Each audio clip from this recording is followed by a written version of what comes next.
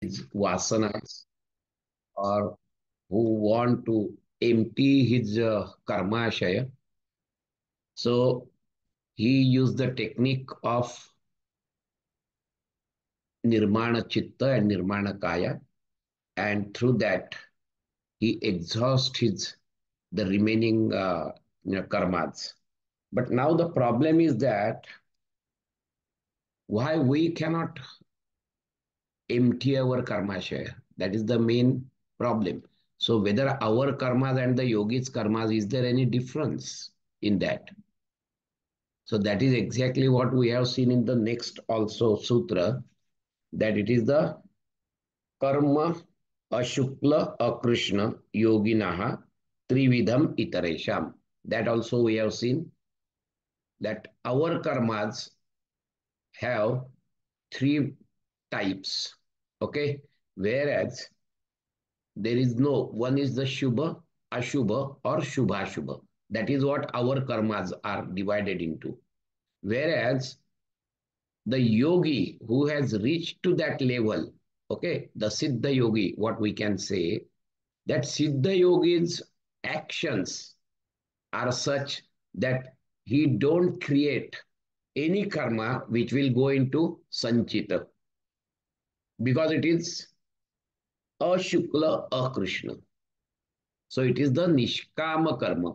Our all karmas are with desire. The moment the karma is associated with desire, it will create the impression and it will go into the Sanchita karma, for which you have to experience the same thing. Okay, that is what for Itaresham, Trividham Itaresham.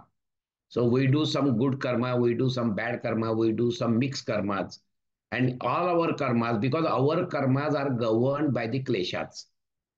Whereas the Siddha Yogi has crossed these kleshas. And so his karmas are automatic. There is no desire. Okay. So it is a nishkama karma. He don't do anything for his own selfish motto. And so it doesn't go into the karmashaya part. And that means his karmas are such that no addition to this sanchita karma is happening. Okay, because he has reached to that level. He has reached to the level, he has already experienced the kaivalya, but he has not get establishment into that kaivalya. Why it is not so? I think last time somebody has asked the question, once you get the Kaivalya Avastha, how can you come back? So it is not only to get the glimpse of Kaivalya, it is the firm establishment in Kaivalya. That is exactly where he is lacking behind. Why? Because of the Anavasthitani Antaraya. Anavasthitani, he cannot be stable in that. When you say he has reached to a kaivalya level, that means he has just achieved that, but because of the force of his past karmas, he comes back in the worldly life. That is the main thing. That is exactly in this one, Sakshatkarvad, what we can say mysticism. Okay, in mysticism, there are 5 steps, and the last but one step is the dark night of the soul. That is what the mysticism says. That dark night of the soul means what? Actually, that he has experienced the God, he has get the glimpse of God experience, but he is not establishing there. He is coming back. And that is the real painful thing for the yogi. कारण की त्यांनी already तो अनुभव घेतलाय आणि worldly अनुभवात त्यांनी पूर्ण वैराग्य केलेलं आहे. Now he do not extract any happiness through worldly life and he has already achieved that. So he is craving for that experience again and again, again and again. And so that is the really painful period for any yogi, any bhakta.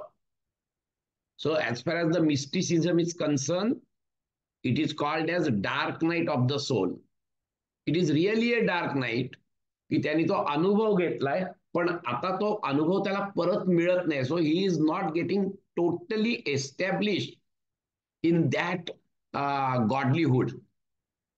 That is the thing where this is coming. This chapter is whole chapter is for this only. So even though you get the glimpse of Kaivalya, you don't get established into that. That is the whole reason. And so why it is so? Because for us, actually, our karmas are going to Sanchita. So we have no absolutely adhikar to go into the Kaivalya, to have the glimpse of Kaivalya, to test the Kaivalya. Okay. So we do not have that authority. We have not reached to that level. But the yogi who has reached to that level, okay, he has reached to that level, and now he is able to control his present situation, present actions in such a way that he is not creating any new karma. But still there are old karmas are there. Let us understand this point. And so from this Sutra 8 to 11, they are saying what is the modus operandi of all these things. Even though the yogi has established that he cannot be stable in that, he is not getting totally established. Tada drashtuhu swarupeva sthanam. Avasthanam means the firm seat, a very reserved seat. Nobody will ask him to get out. Okay. ध्रुवाची जी अवस्था होती ना, त्याला ते पाहिजे होतं. तसा हा establish होत नाहीये योगी. तो जातोय, तो अनुभव घेतोय कैवल्याचा, but again he comes back. Why? Because of the force of vasanas which are there. त्या वासना कुठे असतात? ते आता पुढच्या 8 आणि 11 श्लोकापर्यंत सगळा त्याचाच उहापोह झालेला आहे. And so the next sutra talks about that ततः तद्विपाकानुगुणानाम एव अभिव्यक्ती वासनानाम.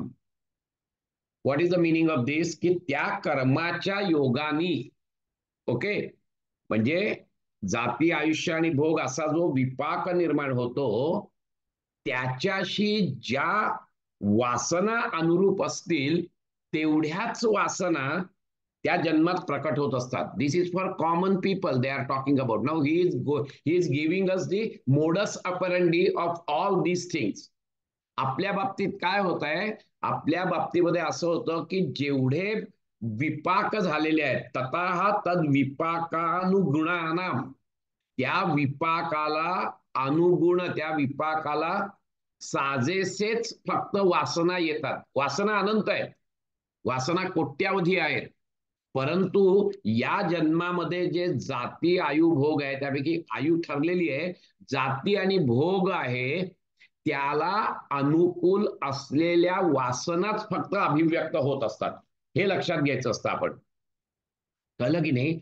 आणि म्हणून दोच कर्माज, फ्रॉम दोज कर्माज, की जे कर्म प्रारब्ध रूपाने आलेले आहेत, from those karmas there is a manifestation of only those in the form of tendencies or desire which are necessary and suitable for the fructification of those karmas. प्रारब्ध कर्म आलेलं आहे आणि प्रारब्ध कर्म जे येत आहे त्याच्यानुरूपच वासनाही येतात, हे लक्षात घ्यायचं असतं.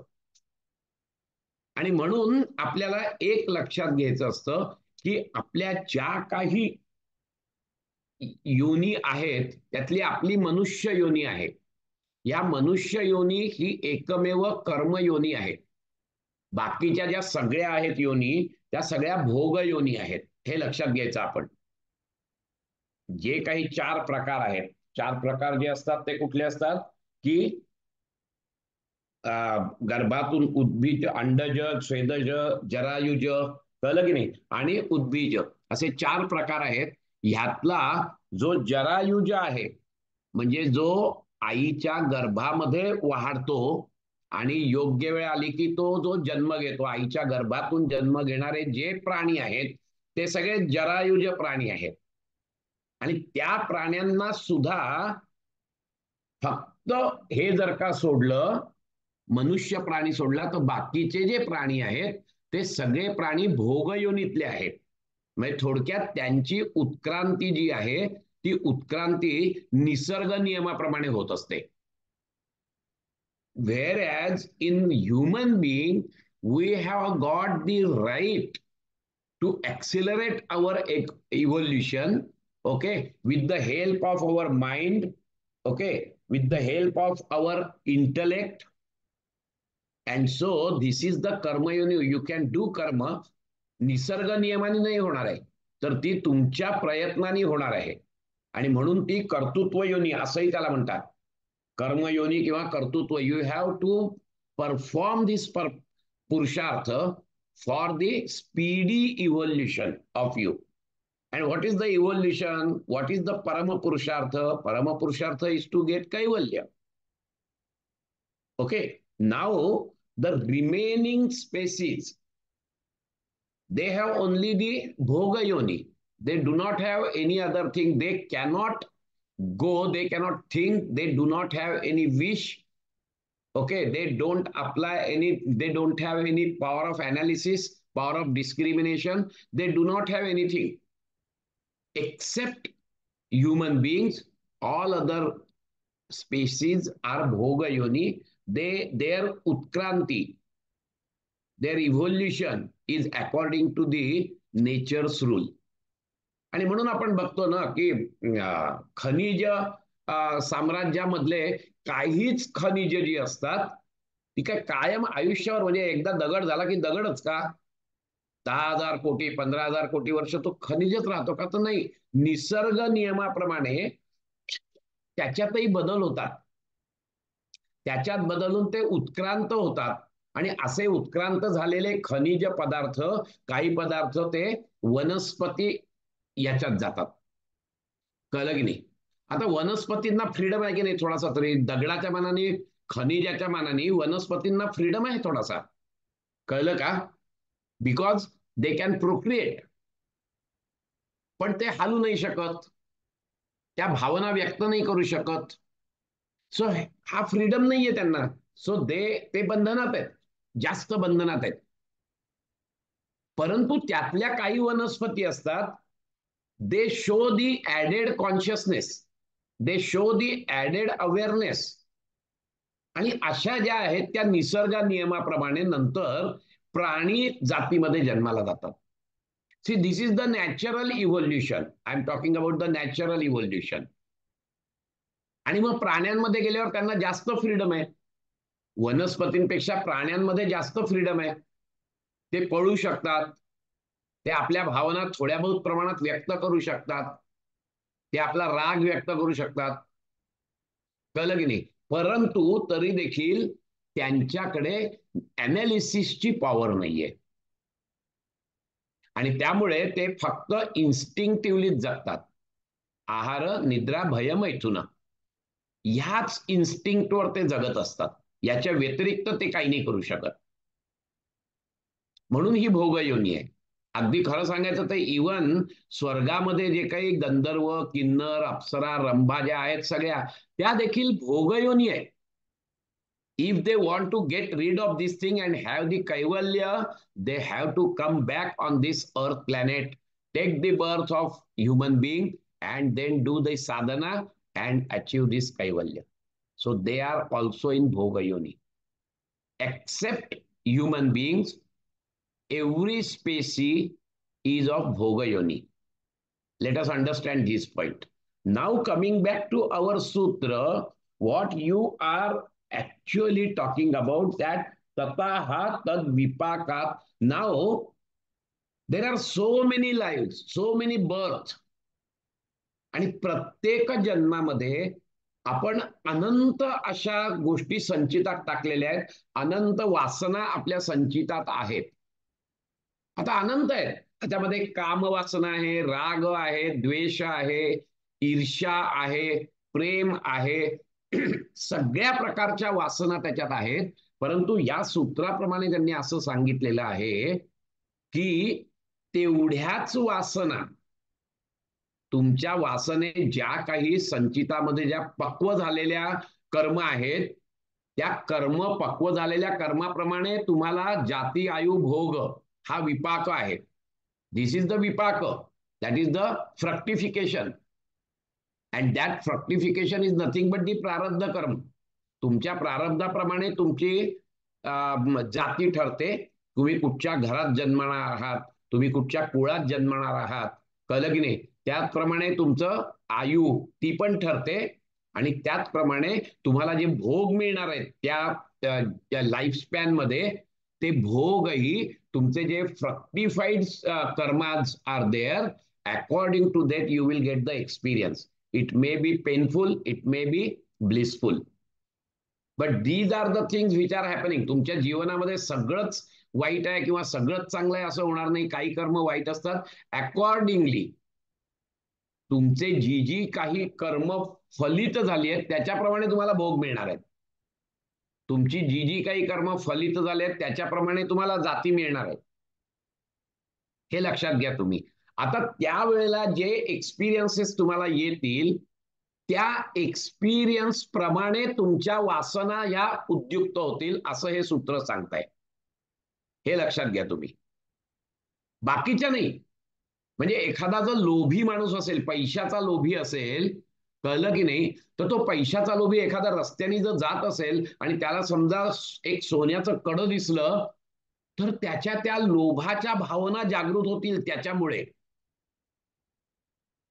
त्याच जागृत होतील.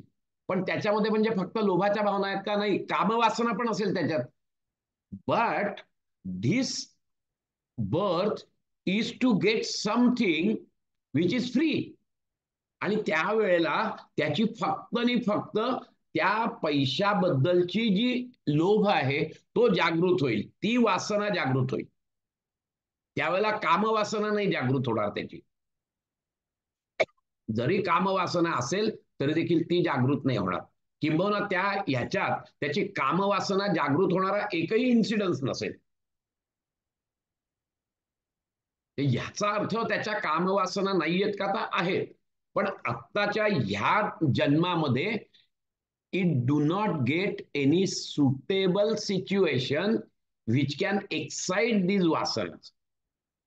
हेच ते सांगतायत की तेवढ्याच अभिव्यक्त होतात वासना की ज्या त्या विपाकाला अनुगुण, इट इज द, त्याला बरोबर अनुकूल असतील अशाच वासना निर्माण होतात.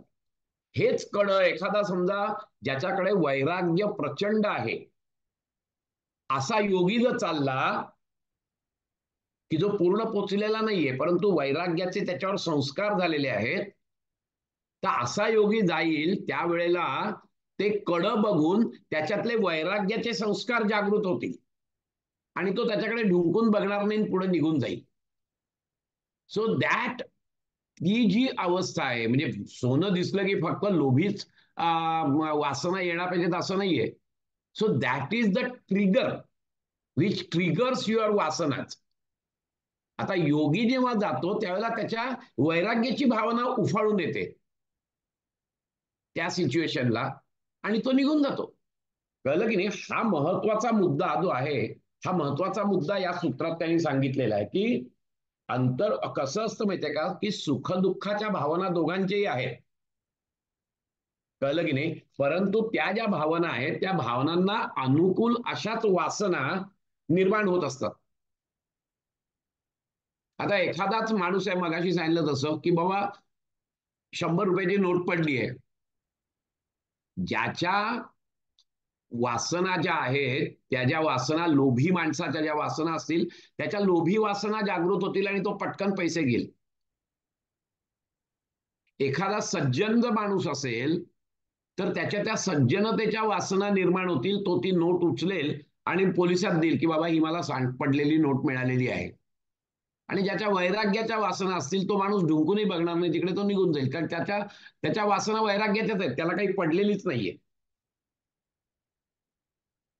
हे विचार करण्यासारखी गोष्ट आहे की फक्त तेवढ्याच वासना, म्हणजे पैसे दिसले याचा अर्थ फक्त लोभ वासनाच येतील असं नाहीये.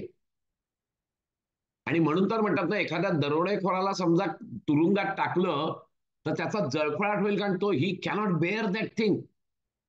त्याच्या त्या वासना निर्माण होतील सगळ्या, की मला तुरुंगात कसं टाकलं, हे कसं केलं, आरडा ओरड, ह्या सगळ्या वासना निर्माण होतील त्याच्या. आणि तेच आमच्या टिळकांना तुरुंगात टाकलं तर त्यांच्या साहित्याच्या वासना निर्माण झाल्या, त्यांच्या आध्यात्मिक वासना निर्माण झाल्या, and he take the advantage of that. आणि त्याने गीता रहस्य लिहून टाकलं. You get my point. त्याला अनुकूल असलेल्या तुमच्या चित्तातल्या वासना आहेत, तेवढ्याच फक्त अभिव्यक्त होतात. The only those vasanas get manifested which has got the relevance with the situation, outside situation. The situation is same, but the vasanas are different. सज्जन माणसाची सज्जनतेची वासना असते, तो माणूस तो लगेच पोलीस स्टेशनला दिलते. लोभी माणसाच्या लोभी वासना निर्माण होतील, तो माणूस तिथे दिलते. So that is exactly what this people are saying, की ह्या याच्यामध्ये काय सांगितलंय, आमच्या कॉमन माणसांमध्ये त्या त्या वासना होतील. पण याचा अर्थ दुसऱ्या वासना नाहीयेत का? दुसऱ्या वासना आहेत, पण या जन्मामध्ये त्या अभिव्यक्त होत नाहीयेत. कारण या जन्मामध्ये तुमचे जे पक्व झालेले भोग आहेत, प्रारब्ध कर्म आहे, त्याच्याप्रमाणेच तुम्हाला एक्सपिरियन्स मिळणार आहे. ज्याती आयु भोगा, ते जे भोग, ते जे एक्सपिरियन्स तुम्हाला येणार आहेत या जन्मामध्ये, त्या एक्सपिरियन्सला अनुकूल असलेल्याच वासना तुमच्यामध्ये येणार आहेत. You get my point. आणि मग प्रश्न असा येतो की हे सगळं झालेलं आहे. आता आता आपल्या कसं होतं की कॉमन मॅन, काय आपली जी कर्म असतात, ही वासना येतात, त्या वासनांप्रमाणे आपण वागतो. बरोबर आहे की नाही? म्हणजे कर्म, प्रारब्ध कर्म, त्या प्रारब्ध कर्मामध्ये संस्कार जे आपले असतात, ते संस्कार जागृत होतात, म्हणजे वासना जागृत होतात. आणि मग ते परत त्याचं फळ मिळतं. ते फळ मिळालं की ते परत संचितात जातं. आणि हे रहाट गाडगं आमचं चालू राहतं. Because we react to the external situation according to the वासना विच आर गेटिंग मॅनिफेस्टेड. बरोबर आहे की नाही? लोभी माणसाची वासना तशी आली, त्यांनी 10 रुपये घेतले, त्याला फळ मिळालं, पण ते परत संचितात गेलं. सज्जन माणसाने ते 10 रुपये उचलले, पोलीस स्टेशनला दिले, त्यांनी त्यालाही फळ मिळालं, त्याही त्याच्या संचितात गेल्या. वैराग्याची वासना होती, वैराग्याची वासना निर्माण झाली, त्यांनी तिकडे डुंकूनही बघितलं नाही त्याच्याकडे. त्याला डोळ्यांनी दिसलं तरी त्यांनी बघितलंही नाही, तो निघूनच गेला सरळ. कारण त्याला त्यातला ना लोभीपणा ना सात्विकपणा, तो सत्वगुणाच्याही पलीकडे गेलेला आहे योगी. कळलं की नाही? सात्विक माणसाने ऍटलिस्ट उचलून याच्यात दिलं, कारण तो सत्वगुण आहे. For establish yogi he do not get any recognition for that. आणि म्हणून advance yogi who has created the nirman chitta and काया, ही जस्ट एक्सपिरियन्स दी फल. whatever is the fruit, he is experiencing that fruit, but do not develop any raga and dvesha, the attachment and the aversion. त्याच्या दृष्टीने तसं काही नसतं. He just experience and live it. आणि म्हणून there is no karmas, the additional karmas are develop. थोडक्यात म्हणजे योगीचं जे चित्त आहे ते नवीन कर्म स्थापन करत नाही. हा त्याच्या मागचा हे आहे. आणि त्याचंच इलॉबरेशन अजून त्यांनी पुढच्या याच्यात केलेलं आहे. जाती देश, कारण काय विपाक, विपाक ज्याप्रमाणे आहे त्या तेवढ्याच प्रकट का होत असतात, याची उपपत्ती त्यांनी पुढच्या याच्यात सांगितलेली आहे. की जाती देश काल व्यवहितानाम अपि अनंतर्यम स्मृती संस्कारयोः एकरूपत्वात, असं सांगितलेलं आहे त्यांनी. म्हणजे सांप्रतच्या विपाकाला बेसिकली जे काही म्हणजे जन्म, स्थल आणि काल ह्यानी आच्छादलेलं असूनही आपण अनंत जन्म आणि अनंत काळ हे केलेलं आहे सगळं. कळलं की नाही? आणि त्या तशाच पडलेल्या आहेत सगळ्या वासना तुमच्या. आणि असं असून सुद्धा कर्मफल आणि त्यानुसार येणाऱ्या वासनांचा अखंडपणा असतो, हे लक्षात घ्यायचं आपण. कारण संस्कार स्मृतीशी एकरूप. आपल्याला स्मृती का होते त्याची? कारण की त्याला अनुकूल असलेल्या ज्या वासनाच्या देश काल, जाती देश काल यांनी विभागल्या आहेत, तरी देखील होत असतात. हे महत्वाचा इथे मुद्दा लक्षात घ्यायचा असतो, की त्यांनी जरी कसं असतं की आत्ता मी एका जातीत जन्माला आलोय, बरोबर आहे. त्याच्यानंतर मग म्हणजे एकदा एका काळात एका देशात, कळलं की नाही, एका योनीत सुखदुःखाचे भोग भोगले, अनुभवल्यानंतर कर्मविपाकानुसार परत दुसऱ्या काळात दुसऱ्याच देशात आणि दुसऱ्याच जातीत जन्म झाला, आणि असे अनंत जन्म झालेत माझे, बरोबर आहे. तरी देखील प्रत्येक जन्माचे जे संस्कार आहेत ते तसेच राहतात. जेव्हा तो परत त्या योनीत येतो त्यावेळेला तिथले संस्कार जन्म घेत असतात तुमचे. म्हणजे जाती देशकाल याच्यात प्रचंड अंतर आहे. उदाहरणार्थ आपण जर बघितलं की ब्राह्मण जातीत एक माणूस जन्माला आला, बरोबर आहे, आणि त्याच्या पूर्वकर्मानुसार आता ब्राह्मण जातीत जन्माला आला, त्यांनी त्या वेळेला त्यांनी चांगली कृत्य केली, हे केली, परंतु पुढच्या वेळेला त्याचे इतर जे कर्म विपाक होते त्यानुसार त्याला इतर अनेक जन्मात जावं लागलं, कारण ते त्याचे पूर्वीचे संस्कार होते. त्यामुळे ते जे फ्रक्टिफाय झाले त्याच्या ह्याच्याप्रमाणे त्याने अनंत जातीत जन्म घेतला. आता ते जे ब्राह्मणत्वाचे जे संस्कार होते त्याच्यात ते पुसले नाही जात आहे, पण इतर जातीत जन्म झाल्यामुळे ह्यांना वाव मिळत नाहीये, आणि म्हणून अनंत जन्म मध्ये गेले तरी देखील जेव्हा परत त्याचा ब्राह्मण जन्म येतो त्यावेळेला हे संस्कार जे आहेत ह्या संस्कारांना जागा मिळते. त्यावेळेला त्याची स्मृती जागृत होते. जरी त्याच्यामध्ये बराच कालखंड गेलेला असेल, बरेच जाती वेगवेगळ्या गेलेल्या असतील, कळलं की नाही, आणि वेगवेगळ्या देशात असेल, असं नाहीये की बाबा मी कोकणात जन्मलोय म्हणून मग मी कोकणात तिथेच जन्म पावला म्हणून मग मला त्या स्मृती जागृत झाल्या, असं नाही होत. त्या स्मृती तिथेच असतात, आणि म्हणून वासना आणि स्मृती यांचा घनिष्ठ संबंध आहे हे त्यांनी तिथे सांगितलंय. एकत्व आहे त्याच्यात, हे महत्वाचं त्यांनी सांगितलेलं आहे. म्हणजे जन्म, स्थल आणि काल ह्यांनी आच्छादलेले असूनही कर्मफल व त्यानुसार येणाऱ्या वासनांचा अखंडपणा असतो, कारण संस्कारच स्मृतीशी एकरूप होतात. हे महत्वाचं लक्षात घ्यायचं. आपल्याला असं वाटतं की अरे 15-20 जन्म झाले, वेगवेगळ्या देशात झाले, वेगवेगळ्या काळात झाले, आता कसं काय तिथे स्मृती येणार माझी. तर तसं नाहीये. त्यांचं म्हणणं असं आहे की तुम्हाला ती संप्रतची स्थिती मिळाली की तुमचे ते संस्कार स्मृती रूपाने जागृतच होतात, कळलं की नाही. कसं असतं, एकच नट अनेक नाटकातून काम करत असतो.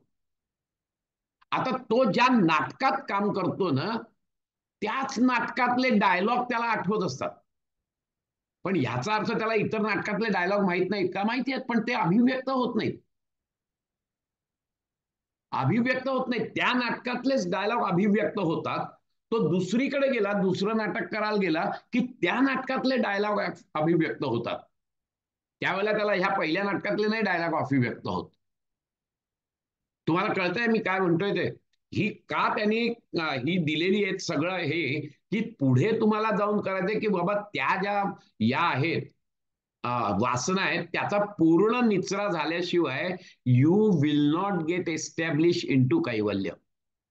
Even though you get the glimpse of kaivalya, even though you get the taste of kaivalya, but you don't get establish totally into that kaivalya. त्याच्यासाठी हे 8 ते 11 सूत्र जी दिलेली आहेत ती त्याच्यासाठी दिली आहे की you should know the modus operandi. म्हणजे एखाद्याने जर असं म्हटलं ना की बाबा मी आता एकदम सिद्ध योगी झालेलो आहे, आता मला काही प्रॉब्लेम नाहीये, तर तसं नाहीये. तो सिद्ध योगी तू या जन्मात झालेला आहेस, त्या जन्मामध्ये तुला जे भोग मिळणार आहेत ते टाळता येणार नाहीत, प्रारब्ध टाळता येत नाही जरी तू योगी झालास तरी.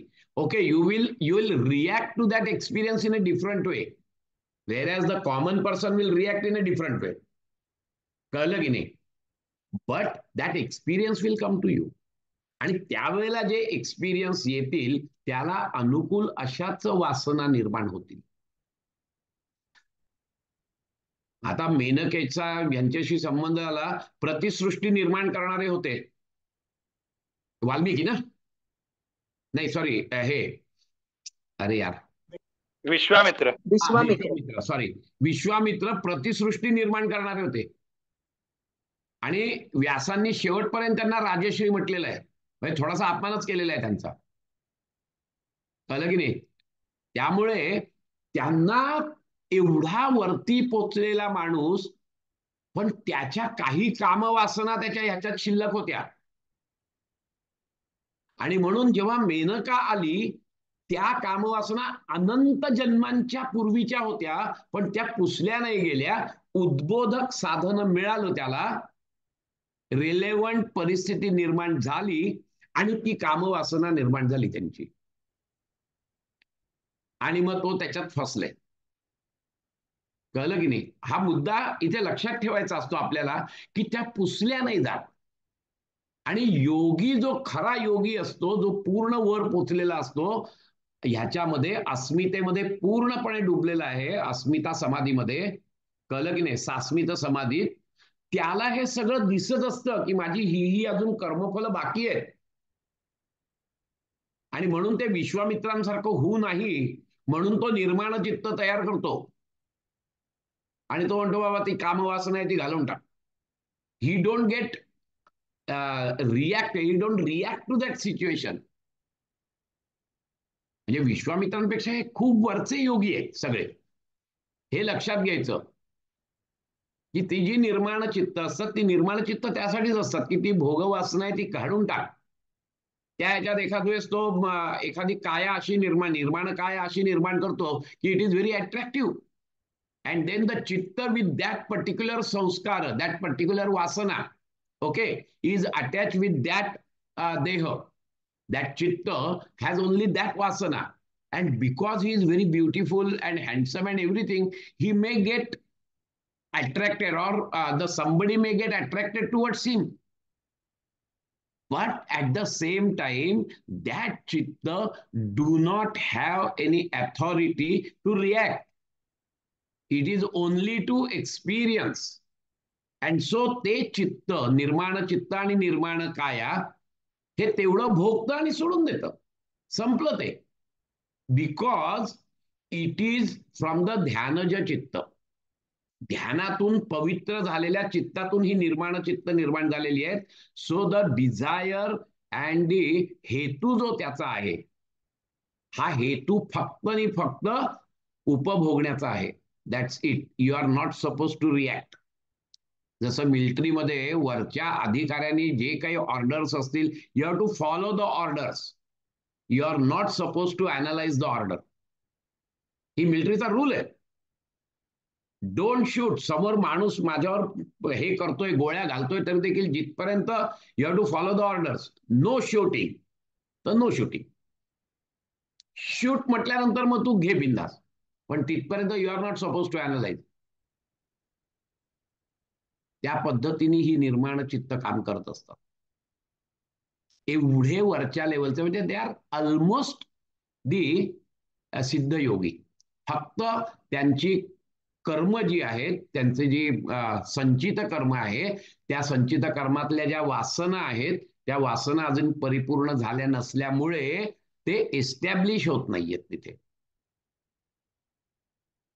The main thing is that to get established into Kaivalya. So that establishment is not there. Why? Because there is a antaraya of anavasthitani. तिथे अवस्थित राहत नाहीये, तिथे परमनंटली स्टेबल राहत नाहीये. हा त्याच्या मागचा उद्देश आहे. आणि म्हणून ते असं सांगतायत, की हे जी चित्त आहेत, हे कितीही जन्म मध्ये गेले तरी देखील त्या वासना तशाच राहतात. कितीही जन्म, कितीही काळ आणि कितीही वेगवेगळे प्रांत तुम्ही पादाक्रांत केले तरी देखील ज्या वेळेला ती परिस्थिती येते, त्या वासना तशाच येतात. कारण त्याच्यामध्ये एकरूप, त्या सगळ्या वासनांची स्मृती रूपाने तुम्हाला जागृती येते, कारण त्यांच्यात एकत्व असतं. एनी क्वेश्चन्स ऑन दिस? कारण हे आहे सगळं विचार करण्यासारखं आहे सगळं.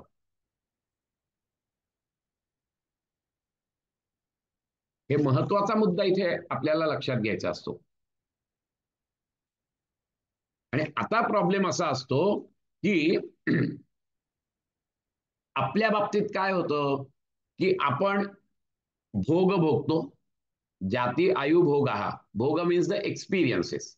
So whatever the experiences I am facing in this life, okay, I am reacting to that.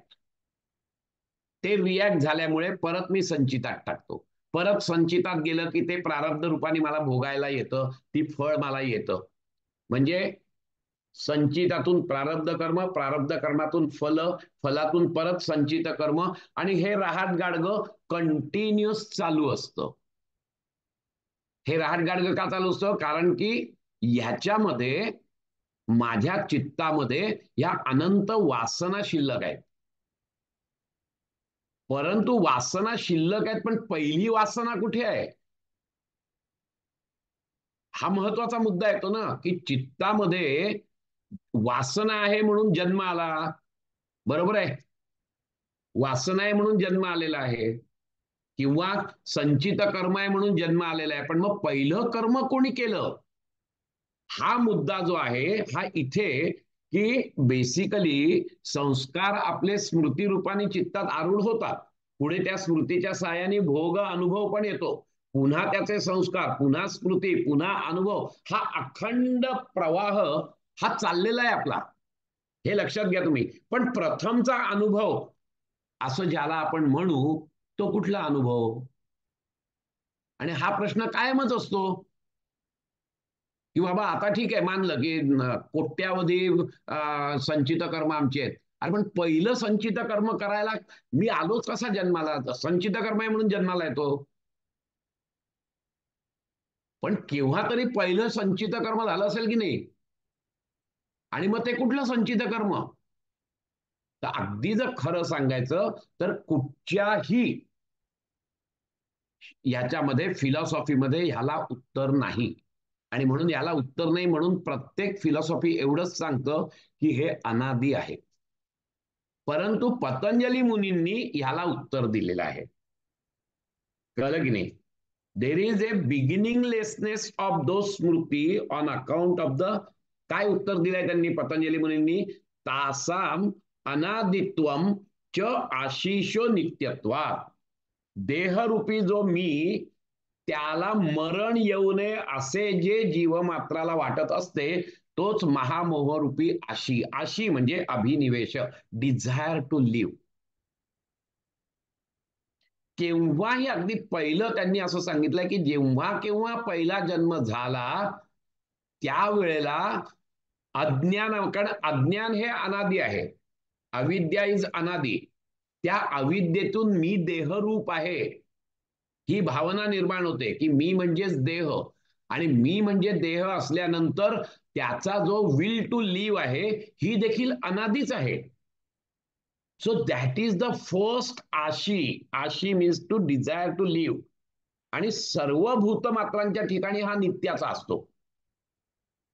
अभिनिवेश क्लेश ज्याला आपण म्हणतो, तो अभिनिवेश क्लेश इथे येतो. आणि या अभिनिवेश क्लेशामुळेच सुरुवातीचा जो काही जन्म असेल तो त्या ह्याच्या सहितच येत असतो, अज्ञानासहितच येतो. आणि म्हणून तो जो आशी आहे तो आशी म्हणजेच हा आहे, हे त्यांनी सांगितलेलं आहे. आता हा जो आशी आहे, हा आशीचं काय कर्तव्य आहे, हा महत्वाचा मुद्दा इथे येतो. तो आशी काय सांगतोय? म्हणजे कसं आहे माहितीये का, की ही जी शृंखला आहे या शृंखलेला कुठेतरी सुरुवात व्हायला पाहिजे. बरोबर आहे?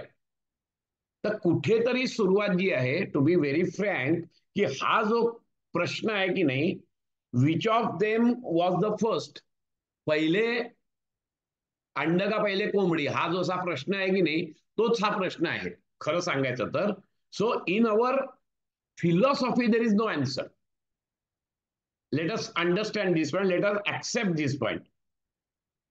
It is unanswerable, but in this sutra, though not explicitly expressed, okay, the statement is as if the ashi is the cause and the sanskaras which are identical to smruti, which gives to vasanas leading almost the new life, This Ashi, will to live, is the first cause, and that Ashi is because of the avidya. That is what they are saying now. Get the point?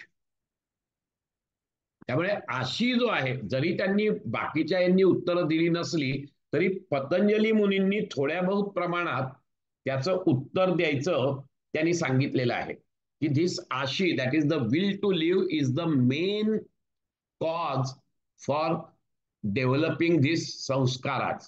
त्याच्यानंतर प्रत्येक संस्कार निर्माण झाले. मग ते एकाचे 10 झाले, 10चे 100 झाले, 100चे 1000 झाले, 1000चे लाख झाले, आणि आता आम्ही त्यात पूर्णपणे गुरफटून गेलोय. सो दॅट इज द भोग. आणि नंतर मग जेव्हा तुम्ही येता त्यावेळेला तो अपवर्ग, आणि अपवर्गाचा सर्वात शेवट असा आहे की हा जो आशी आहे, हा आशी ज्याच्यामुळे निर्माण झालाय अविद्येमुळे, त्या अविद्येचा नाश. आता हा जो अविद्येचा नाश होतो, या अविद्येच्या नाशामुळे तुमचं नवीन संचित निर्माण होत नाही. परंतु त्यावेळेला त्या योग्याला हे पण माहिती असतं की नवीन संचित जरी निर्माण मी केलेलं नसलं तरी जुनी माझे जे आहेत उष्टी खरकटी, ती उष्टी खरकटी मला काढायचीच आहे. त्याशिवाय मला फर्म एस्टॅब्लिशमेंट ज्याला आपण म्हणतो, ती फर्म एस्टॅब्लिशमेंट होणार नाहीये तिथे. हा मुद्दा जो आहे, हा मुद्दा खूप महत्वाचा इथे. आणि म्हणून वासना आणि त्यांचे जे संस्कार हे अनादी आहेत असं सिद्ध झालंय. मग तिथे प्रश्न उत्पन्न होतो की प्राचीन, अनादी आणि म्हणून असंख्य असलेल्या जन्मातील असंख्य वासनांचा नाश होणं शक्य कसं आहे? तर शक्य आहे असं सांगितलंय. ते कसं शक्य आहे ते त्यांनी पुढच्या याच्यात सांगितलंय की हे सगळं शक्य आहे की तुमचे हे जे संचित आहे हे कमी कमी करता येतील, तुम्ही नवीन भर टाकू देणार नाही.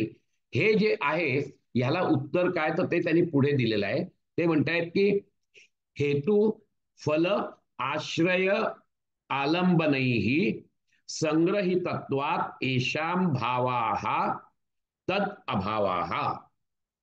त्यांनी असं सांगितलेलं आहे की या 4 गोष्टी आहेत की ज्याच्यामुळे वासनांचा संग्रह होतो.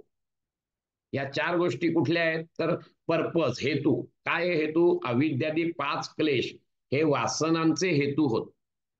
हे लक्षात घ्यायचं आपण. कळलं की नाही? वासना म्हणजे डिझायर, संस्कार, हे कशामुळे निर्माण होतात?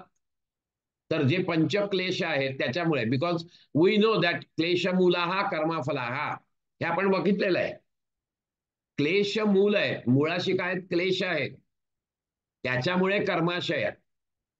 क्लेश मूला हा कर्माशया जन्म दृष्ट अदृष्ट वेदनीय. कळलं की नाही? त्यामुळे हे त्याचे हेतू आहेत. जाती, आयुष्य आणि भोग ही त्या वासनांची फळ आहेत. हेतू, फल. त्याच्यानंतर चित्त हे आश्रयस्थान आहे. आश्रय काय? चित्त. चित्तामध्ये हे सगळं तयार होत असतं. चित्त हे व्हेइकल आहे. आणि ही जी आलंबन आहेत, शब्दाधिक म्हणजे शब्द, स्पर्श, रूप, रस, गंध, हे जे काही सगळं पसरलेलं आहे, ही आलंबन या 4 पासूनच वासनांचा संग्रह होत असतो. काय 4? एक तर क्लेश, त्याच्यानंतर त्याचा विपाक, वासनांचा विपाक म्हणजे भोग, त्याच्यानंतर वासनांची फळ, आणि त्याचं आश्रयस्थान जे चित्त. म्हणजे अविद्या, अस्मिता, राग, द्वेष, अभिनिवेश. दिस इज द हेतू, that is the purpose of कर्माशय. आणि जाती, आयुष्य आणि भोग ही त्या वासनांची फळ आहेत. बरोबर आहे? सो फल, फल काय? तर जाती, आयु, भोग. त्यानंतर आलंबन आहेत, चित्त, त्याचं आश्रयस्थान कुठे आहे? तर चित्त. कर्माशय जे आहे ते चित्तामध्ये आहे. हे लक्षात घ्या. चित्त म्हणजे मन, बुद्धी, अहंकार. बरोबर आहे की नाही? त्या तिघांचं मिळून जे काही एक स्मृती रूपाने संस्कार उमटलेले असतात ते कुठे उमटतात? ह्या चित्तामध्ये उमटतात. त्यामुळे त्याचं आश्रयस्थान आहे ते चित्त आहे. आणि हे कसे, त्याची आलंबन काय आहेत? तर हे पंचविषय आहेत. शब्द, स्पर्श, रूप, रस, गंध. ह्या चारांपासून वासनांचा संग्रह होत असतो. म्हणून त्यांनी असं सांगितलं की या चारांचा जर का अभाव झाला तर वासनांचाही अभाव होतो. वासना अनंत असल्या तरी त्याचा नाश होऊ शकतो. तो कसा होऊ शकतो हे या सूत्रात सांगितलंय त्यांनी, की ह्या चारापासून तुम्ही मुक्तता पाळा की याच्यातून नाश होईल. Now as per the previous सूत्र, आशी is the main cause which is due to avidya. Okay, so which is anadi. So to get rid of this आशी किंवा ही जी काही विषय आहेत ह्याच्यापासून जर बाहेर यायचं असेल तर there has to be a paravairagya is necessary. आता परावैराग्य एकदम येणार आहे का? नाही. हे क्लेश एवढे भारंभार तुमच्यात भरलेले आहेत तर परावैराग्य कुठलं येणार? कळलं की नाही? आणि म्हणून मग आपण काय म्हटलं, क्लेश तनु करणार्थश्च क्रियायोग. क्रियायोगाचं हे आपण बघितलेलं आहे. कळलं की नाही? समाधी भावनार्थ क्लेश तनु करणार्थश्च आपण ते बघितलेलं आहे याच्यात. बरोबर आहे. आता हे क्लेश तनुकरण करता येतं क्रियायोगाने. नाउ फॉर अबॉलिशिंग द फल, एकेकाचा विचार करतोय आपण. आलंबनांचा विचार केला वैराग्यांमुळे, बरोबर आहे ना. तनुकरण क्लेशांचं करायचंय क्रियायोगामुळे. आणि आता फळ जे अबॉलिश करायचंय ते कशाने होईल? तर निष्काम कर्मामुळे होईल. I am not expecting any fruit. So निष्काम कर्म is desire for fruit is to be given up, which can be done by nishkama karma yoga. When no phala is desired, the action becomes nishkama. Thus the reason for converting the karma to sanskara and this into vasana does not exist, and so its storage in the reservoir of karmashaya becomes unnecessary. कळलं तुम्हाला? म्हणजे चारीचं हे कसं काय बघितलंय आपण? एक तर पहिले हेतू काय आहे, तो परावैराग्याने जाईल. आलंबन कुठची आहेत ती पण परावैराग्याने जाईल. त्याच्यासाठी आधी तनुकरण करणं महत्वाचं आहे, ते क्रियायोगाने जाईल. त्याच्यानंतर मग निष्काम कर्म की जे फळाचा जो हे आहे तो निष्काम कर्मयोगाने जाईल. कळलं की नाही? सो ही जी चेन आहे ना, कर्म संस्कार फल, ही चेन आपल्याला तोडायची आहे. आणि ही चेन तोडायची जर असेल तर ह्या चारापासून तुमचं विभाजन व्हायला पाहिजे. म्हणजे ह्याचा अभाव व्हायला पाहिजे. या चारांचा. कुठच्या चारांचा? हेतू, फल, आश्रय आणि आलंबन. या चार गोष्टींपासून तुम्हाला जर का तुम्ही सुटलात तर you are not creating any कर्माशय. So this is something when the desire causing the storage of sanskara disappear, okay, and the chief cause, that is the hetu of theirs, that is will to live, also disappear, the yogi has nothing to achieve hereafter, and so desire to live anymore. So that desire, the will to live जे आहे, आशी जो आहे तो आशी ही समाप्त होतो. आता प्रश्न असा येतो की असा योगी झाल्यानंतर मग तो एस्टॅब्लिश का होत नाही? हा महत्वाचा मुद्दा. त्याचं उत्तर आता पुढे दिलेलं आहे त्यांनी, की बाबा सगळं झालं, आम्ही या सगळ्यापासून मुक्तता झाली, अविद्येतूनही मी बाहेर आलो, आशी गेला, मेन गेला, सगळं गेलं, but now we must get the कैवल्य. कळलं की नाही? But that kaivalya, even though he is experiencing the kaivalya for a moment, he do not get established into that kaivalya. Why? Because even though there is no sanskara at present, there are sanskaras and vasanas of previously acted this thing. आणि म्हणून त्यांनी त्याचे सुद्धा जे धर्म आहेत त्या धर्माचे 3 प्रकार केलेले आहेत. म्हणजे वासनांचे 3 प्रकार केलेले आहेत. त्या वासनांचे 3 प्रकार जे आहेत ते या पद्धतीने आहेत, की अतीत, अनागतम, स्वरूपतः अस्ति अद्वभेदा धर्माणाम. म्हणजे थोडक्यात धर्माच्या ठिकाणी भूतकाळातील शांत झालेले धर्म म्हणजे अतीत, नंतर व्यक्त व्यक्तावस्थेला येणारे असणारे भविष्यकालीन धर्म विच इज अनागत, आणि व्यक्तावस्थेत असलेले वर्तमान धर्म, असे 3 भेद असतात. त्यामुळे वर्तमानात वासनांचा जरी अभाव झाला तरी अतीत आणि अनागत स्वरूपात त्या असतातच. हे लक्षात घ्यायचं आपण. So till the vasanas are there, okay, in कर्माशय, one cannot get established into kaivalya. When all the sanskaras or vasanas are removed from karmashaya, what remains is jati and ayu. सगळ्या गेल्या. आता काय राहिलं? असं समजा की अतीत, अनागत आणि वर्तमान, ओके, या सगळ्या काढून टाकल्या आपण. वर्तमान तर गेलेलंच आहे, कारण की तो योगीने तर होऊच शकणार नाही. मग आता काय राहिलं? सगळं संपल्यावर मग फक्त राहतात ते जाती आणि भोग. That's it. ते भोग आहेत ना, या जन्मातले भोग आहेतच, कारण हा जन्म घेतलाय म्हणजे ते तुम्ही जाती, आयु, भोग हे आहेच. बाकी सगळं गेलं.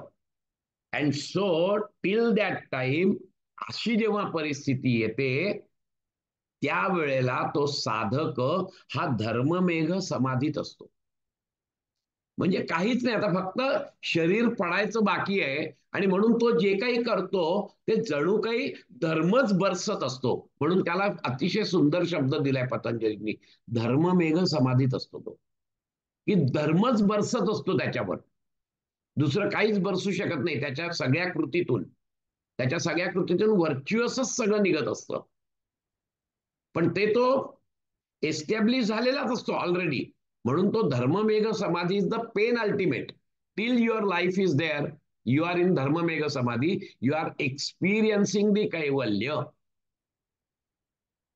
But since that body is there, for that you have to do some actions to fulfill the body.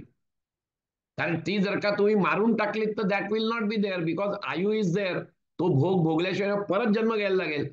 त्यामुळे कोणीही योगी आत्महत्येचा विचार नाही करत. अरे आता मला कैवल्य मिळालं, या बॉडीमुळे सगळं हे झालेलं आहे, चला मरून जाऊया, असं नाही तो करत. कारण ते भोग आहेत ते भोगूनच संपवायचे आहेत. तो जो काळ आहे जाती आणि आयु, तो आयु जेवढी आहे तेवढी भोगूनच संपवायची आहे तुम्हाला, हे लक्षात घ्या. आणि त्यामुळे तो जे आहे तो सगळं त्याच्यातून वर्षाव होत असतो धर्माचा. So he is not adding anything. There is no कर्माशय फॉर हिम एक्सेप्ट जाती, आयु. आणि जे काही भोग असतील ते भोग तर त्याला काही पडतच नाही, फरकच नाही पडत. जे आहे ते आहे. ज्ञानेश्वरांना कधी फरक पडला होता? एवढे हातोनात हाल झाले त्यांचे समाजाकडून, त्यांना नव्हता फरक पडत. कळलं की नाही? तर हे जे योगी आहेत हे पूर्णपणे पोचलेले योगी आहेत. आणि म्हणून अतीत, वर्तमान आणि अनागत धर्म स्वरूपतः असतात असं आत्ताच्या याच्यात सांगितलं. तर ते स्वरूप कुठलं हे सांगितलंय ते सूत्र याप्रमाणे आहे, की हे स्वरूप कसं असतं, तर ते व्यक्त सूक्ष्म गुणानाम गुणात्मानाम असं त्यांनी सांगितलेलं आहे. म्हणजे कसं आहे की ते व्यक्त आहेत आणि सूक्ष्म आहेत.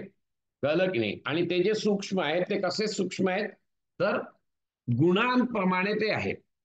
जे व्यक्त आणि सूक्ष्म आहेत ते गुणाला अनुसरून आहेत.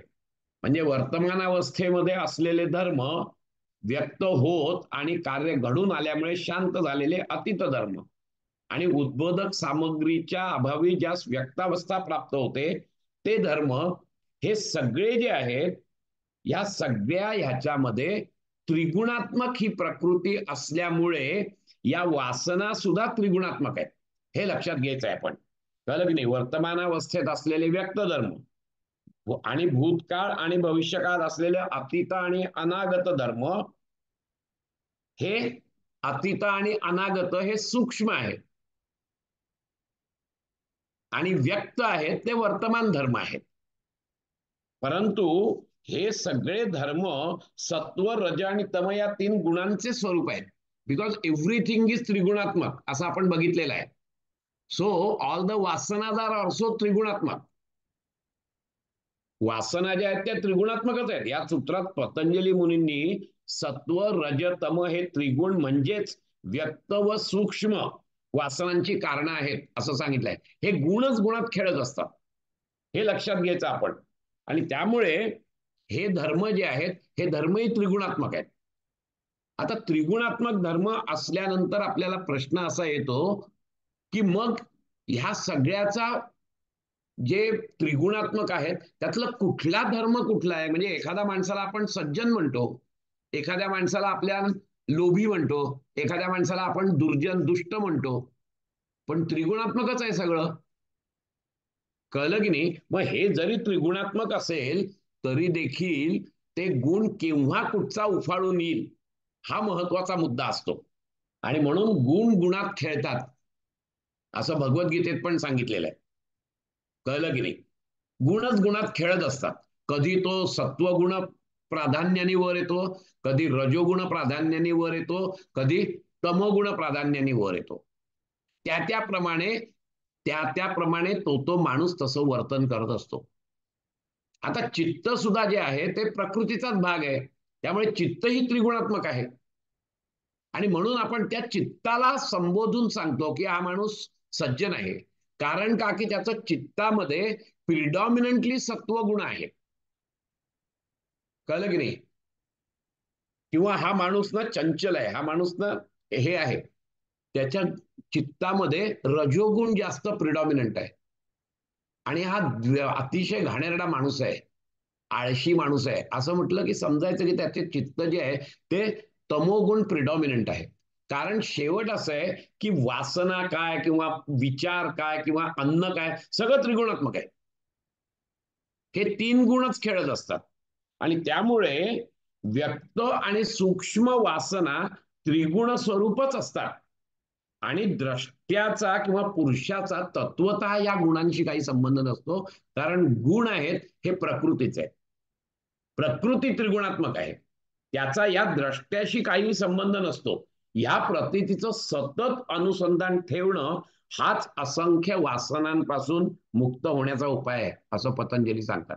मग ते सूक्ष्म असू देत किंवा काही असू देत याचा माझ्याशी संबंध नाहीये, कारण हे त्रिगुणात्मक आहे.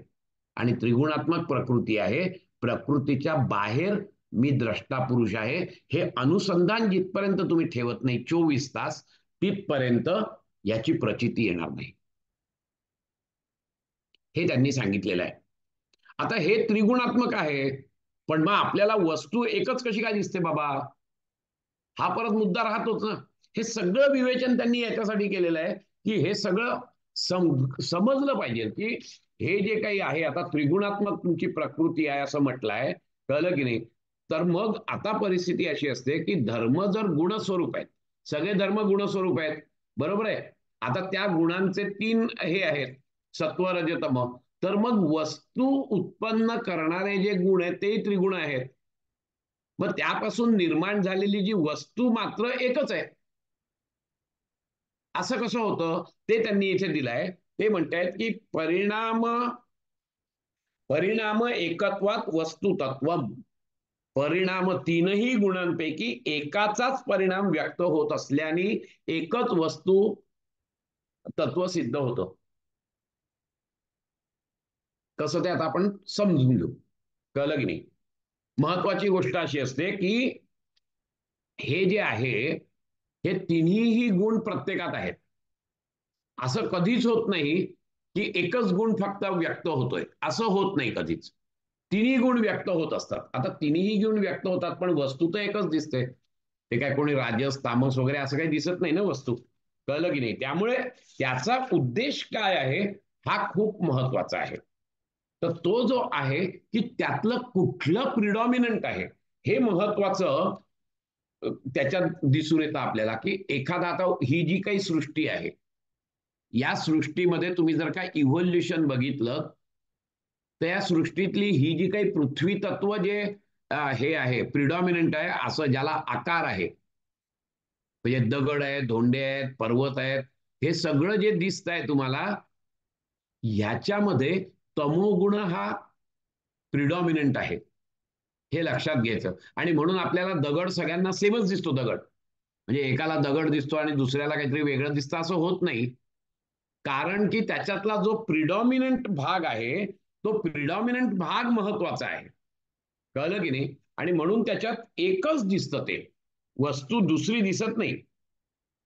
त्याचप्रमाणे एखादा समजा सत्व रजपैकी रजोगुण, आणि तेच आपल्या चित्ताचंही आहे, कारण चित्त ही त्रिगुणात्मक आहे. तर चित्तामध्ये जे काही गुण प्रिडॉमिनंट असेल त्याप्रमाणे तुम्हाला चित्त दिसतं. म्हणजे असं नाही दिसत अरे हा माणूस रागीट पण आहे ना हा माणूस सज्जन पण आहे, असं आपण नाही म्हणत. किंवा हा माणूस ना क्रूर आहे आणि हा माणूस सज्जन पण आहे, असं आपण नाही म्हणत. ते एकच वस्तू दिसत असते आपल्याला. कळलं की नाही? सज्जनता याचा अर्थ काय आहे की प्रिडॉमिनंटली ही इज सत्वगुणात्मक. कधीतरी बाहेरच्या ह्याच्यामुळे तुमच्या मनामध्ये काही द्वेष वगैरे आला तर दॅट इज ए, त्या वेळेपुरतं असतं, but it doesn't mean that his personality is that way. कळलं की नाही? हा महत्वाचा मुद्दा इथे लक्षात ठेवायचा असतो. आता जसं ह्या तीन गोष्टी आहेत, आता नेहमी उदाहरण देतात ते म्हणजे तेल, वात आणि अग्नी. या तिघांचं एकत्रित आल्यानंतर आपण बघतो तो दिवा. दिवा ही एकच वस्तू आहे. आता दिवा जी एकच वस्तू आहे त्याच्यामध्ये हे तीन सत्वरजतम आहेत, परंतु अग्नी हा मेन आहे. वात आणि तेलापेक्षाही अग्नी महत्वाचा आहे त्याच्यात, आणि म्हणून अग्नीचं जे रूप आहे दिवा, ती एकच वस्तू दिसते तुम्हाला. हा मुद्दा महत्वाचा इथे लक्षात घ्यायचा असतो. तसंच आपलं जे त्रिगुणात्मक मध्ये जे काही पंचमहाभूत आहेत, ही ही तमोगुण मिश्रित आहेत, तमोगुण प्राधान्याने आहे त्याच्यामध्ये. कळलं की नाही? आता तमोगुण प्राधान्याने असल्यामुळे त्या पंचमहाभूतापासून स्थूल पंचमहाभूताचेच विकार जे वनस्पती वगैरे होतात, कळलं की नाही, आणि त्याच्यापासून अन्न बनतं. ते अन्न जे आपण खातो ते अन्न सुद्धा तमोगुण प्रधान असल्याने त्याच्या ठिकाणी जडता हा गुण आहेच. कळलं की नाही? परंतु त्यात फक्तच जडता आहे का? फक्तच तमोगुण आहे का? तर नाही, काही अंशी सत्वगुण पण आहे आणि काही अंशी रजोगुण पण आहे. त्यामुळे कोणतंही अन्न शरीरात गेलं म्हणजे त्याचा परिपाक शरीराचे जे घटक सप्तधातू आहेत की विच इज अगेन आहे तमोगुणात्मक, त्या सप्तधातूत त्याचं रूपांतर होत असलं तरी अन्य द्रव्यात ज्या मानाने सत्व आणि रज कमी अधिक असतील त्या मानाने ते ते अन्न शरीरातली क्रियाशक्ती वाढवणारे, ज्ञानशक्ती वाढवणारं हे होतं. आणि म्हणून सात्विक अन्न खावं जे आपण म्हणतो ते ह्याच्यासाठी म्हणतो की सात्विक अन्नामध्ये प्रिडॉमिनंटली तमोगुण आहे, पण उरलेले जे दोन आहेत त्याच्यात सत्वगुण जास्ती असतो. आणि त्यामुळे ते अन्न खाल्ल्यानंतर त्या सत्वगुणामुळे तुमची इच्छाशक्ती, तुमची क्रियाशक्ती, तुमची ज्ञानशक्ती वाढीला लागते. आणि म्हणून यथा अन्नम तथा मनाहा असं म्हटलेलं आहे. जसं अन्न खाल तसं होईल. बेसिकली अन्न जे आहे ते तमोगुणात्मक आहे, ते जडता आहे त्याच्यात. कळलं की नाही? जेवण झाल्यावर झोपावसंच वाटतं, परंतु त्याच्यामध्ये जे काही सत्वरज आहे ते जेवढं चांगलं, आता ते सात्विक म्हणून भगवद्गीतेमध्ये सगळ्याचं विश्लेषण केलेलं आहे. अन्नाचंही विश्लेषण सात्विक राजस तामस असं केलेलं आहे. कारण की तो जो भाग आहे, म्हणजे समजा असं आहे की एखादी ह्याही 98% तमोगुण आहे आणि 1.5% सत्वगुण आहे आणि 0.5% रजोगुण आहे. काही याच्यामध्ये 70% तमोगुण आहे, 25% सत्वगुण आहे आणि उरलेलं आहे ते रजोगुण आहे. असं अन्न जर तुम्ही खाल्लं, कळलं की नाही, तर ते जे 20% जे आहेत त्याचा परिणाम तुमच्या चित्तावर होतो. पण बेसिकली प्रिडॉमिनंटली ते जडता वाढवणारच आहे अन्न. प्रिडॉमिनंटली जडता वाढवणार आहे, परंतु त्याचा जो उरलेला अंश आहे तो अंश तुमच्या चित्ताच्या सत्वगुणाशी मॅच होतो आणि तुमचं चित्त प्रकाशमय होतं. हे लक्षात घ्यायचं असतं. आपण आपण थांबूया, माहिती इथे 9:30 वाजतायत. 14 पर्यंत झालेलं आहे, कारण याच्या नंतरचं जे आहेत ना सगळी ही, ती आता मग बुद्धांचा जो विज्ञानवाद आहे त्याच्याशी त्याला उत्तर देण्यासाठी म्हणून केलेली आहेत. ते कसं ते आपण नंतर बघू. म्हणजे आता एकच वस्तू दिसते आपल्याला, बरोबर आहे की नाही? पण वस्तू एक जरी दिसत असली तरी देखील त्याची प्रचिती वेगवेगळ्या माणसांना वेगवेगळी येते. आता ही कशी येते? जर का वस्तू एकच आहे तर ते सगळं आता पुढे त्यांनी घेतलेलं आहे. आपण पुढच्या बुधवारी त्याच्यावर आपण उहापोह करूया. आज आपण इथेच थांबू. 9:30 वाजून गेलेत म्हणजे ऍक्च्युली. ठीक आहे. काही प्रश्न असतील तर फक्त विचारा. सर ऍक्च्युली जर का काही संस्कार किंवा काही वासना शिल्लक आहेत यांच्या हम्म, हम्म. साधकाच्या किंवा योगाच्या, हो. तर अशा वेळेला काही काळ तरी कसा काही कैवल्याचा हे येऊ शकतो अनुभव? खरं त्याला काहीच यायला नको ना सर कैवल्याचा त्या. अनुभव तुम्हाला समाधीत येतो. एक लक्षात घ्या, तुम्ही बसलेला आहात, समाधीत बसलाय, तुम्ही वितर्क, विचार, आनंद, अस्मिता, हा सास्मित समाधी लागली तुमची, तरी तुम्ही कंटिन्यू करताय, तर it happens automatically that chitta goes beyond sasmita, beyond individuality. Okay. ते इंडिव्हिज्युअलिटी पलीकडे गेलं की he has the glimpse of kaivalya, but he don't get establish there समजू बिकॉज शकतो. Of the vasana. आणि म्हणून तो तिथे हं, स्थिर नाही राहू शकत. मी पहिल्या ह्याच्यात तुम्हाला सांगितलं की काही काही वेळेला वासना जर प्रचंड असतील तर तो सास्मित समाधीतून पुढेच जात नाही. जात नाही. हो. कळलं की नाही? So that is the alabdha bhumikatva. हं, मिळतच मला, किंवा अविरती. इतकी अविरती आहे की he can't go beyond that. काही जण पुढे जातात, त्या निर्बीजाच्या धारणा ध्यानापर्यंत पोहोचतात, पण ते पुढे समाधीत जाऊ शकत नाही हां, because of the tremendous force of वासना. सो दे डोंट वासना. गेट द ग्लिम्स ऑफ कैवल्य. पण काही असे असतात की ज्यांच्या वासना कमी झालेल्या असतात, ते थोडा वेळ जातात तिथे, पण एस्टॅब्लिश नाही होत तिथे. नाही. ते परत येतात because of the force of वासना. So बरोबर to आहे. establish into that kaivalya, you have to empty your कर्माशय. येस. हा महत्वाचा मुद्दा आहे. आणि तो कसा करायचा, म्हणून ते कर्माबद्दलचं सगळं, मग वासनांबद्दलचं सगळं या सगळ्या चौथ्या पादामध्ये त्यांनी घेतलेलं आहे. You get the point? हो येस. या, थँक्यू. थांबूया आपण, शांतीपाठ म्हणू आणि आपला वर्ग संपवूया. स्वस्थ शरीर, शांत चेहरा, डोळे मिटून घ्यायचे, पाटकणा समस्थितीत.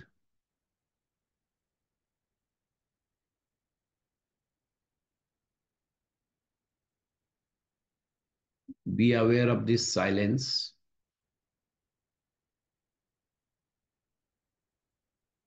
To enhance this silence, let us chant one Omkar. For that, exhale out totally. Inhale deeply. Om.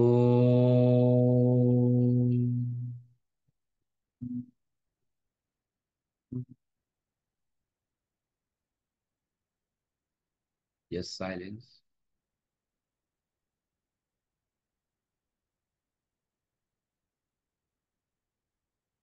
Join your both the hands in Namaskar Mudra and Shaktipat all together.